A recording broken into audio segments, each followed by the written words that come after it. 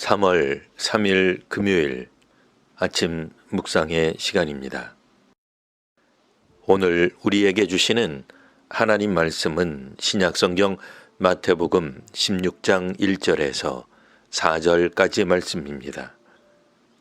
바리새인과 사두개인들이 와서 예수를 시험하여 하늘로부터 오는 표적 보이기를 청하니 예수께서 대답하여 이르시되 너희가 저녁에 하늘이 붉으면 날이 좋겠다 하고 아침에 하늘이 붉고 흐리면 오늘은 날이 굳겠다 하나니 너희가 날씨는 분별할 줄 알면서 시대의 표적은 분별할 수 없느냐. 악하고 음란한 세대가 표적을 구하나 요나의 표적밖에는 보여줄 표적이 없느니라 하시고 그들을 떠나가시니라. 아멘. 이방인들에게 칠병이어의 기적을 베푸신 주님은 이제 다시 유대 지역으로 오셨습니다. 유대 지역으로 다시 건너오신 주님을 기다린 건 바리새파와 사두개파 사람들이었습니다.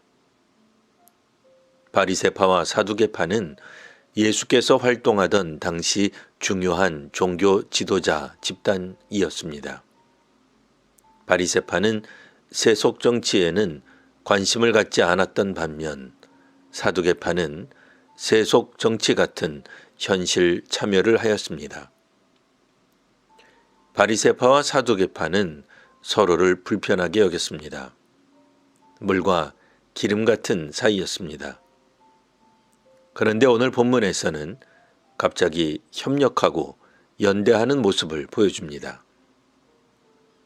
견원지강 같은 이 두 파가 오늘 하나가 된 이유는 공동의 목표 때문이었습니다. 나사렛 예수를 공격하기 위해 이 둘은 하나가 됩니다. 사실 정치든 종교든 무엇이든 관점이 너무 다르면 하나가 되기 쉽지 않습니다. 예수께서 활동하던 당시 시대는 유대를 로마가 지배하던 때였습니다. 그렇기에 당시 정계에서 활동한다는 건 친로마적일 수밖에 없습니다. 사두개파는 이런 사회에서 정계 활동을 하였습니다. 사두개파 사람들은 부활을 믿지 않았습니다. 사두개파와 당시 제사장 역시 친로마적 성향이 있었습니다. 이에 비해 바리새파는 성 속의 분리를 강조하였습니다. 현실 참여보다는 율법 연구에 더 힘을 썼습니다.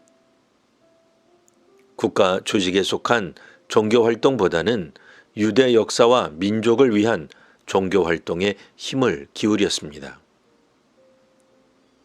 오늘 본문에서 보이는 바리새인과 사두개인의 연합은 이번이 처음이 아니었습니다. 전에도 이들이 같이 등장하는 장면이 있었습니다. 그때도 이들은 예수께 하늘에서 오는 표적을 보여달라 청하였습니다. 물론 이들이 믿으려고 이런 청을 한 것은 아니었습니다. 이들은 기적이 눈앞에서 나타난들 믿지 않을 것입니다. 그저 어떻게든 예수를 시험하고자, 즉 시험에 빠뜨리고자 할 뿐이었습니다. 그렇기에 예수께서는 이들을 향해 악하고 음란한 세대라 하셨습니다. 악하고 음란한 세대는 하늘에서 오는 기적을 보아도 믿지 않습니다. 악행과 음란을 향할 뿐입니다. 오늘날에 비유하자면 성탄절이 그리스도인들에겐 중요한 절기이지만 악하고 음란한 이들에겐 그냥 즐기며 보내는 날에 불과합니다. 하얗게 불태우며 즐기면 되는 것이지 하나님의 사랑이나 구원은 아무 상관없는 내용입니다. 요나가 전도했을 때 듣고 회개한 이는 니느웨 성읍 사람들, 즉 이방인이었습니다. 이방인도 듣고 회개했건만 도리어 율법에 정통한 유대 역사와 민족을 사랑하는 당시 사회와 종교 지도자들인 바리새인과 사두개인들은 믿음과 거리가 있습니다. 그렇기에 예수께서는 바리새인과 사두개인들의 누룩, 즉 그들의 가르침을 주의하라고 제자들에게 말씀하셨습니다. 하나님께서 주신 율법과 선민 유대 민족과 역사를 우선한다는 지도자들이 예수님을 반대하는 입장에 서는 일이 일어나고 있습니다. 이제 민족 복음화와 세계 선교를 위해 오늘도 기도하며 수고하는 성도와 교회에게 하나님께서 오늘도 크신 은혜를 더하여 주시기를 바랍니다. 하늘에서 오는 기적을 체험하는 하루가 되시기를 기원합니다. 기도하겠습니다. 하나님, 오늘 새벽을 맞이하는 은혜를 주시니 감사합니다.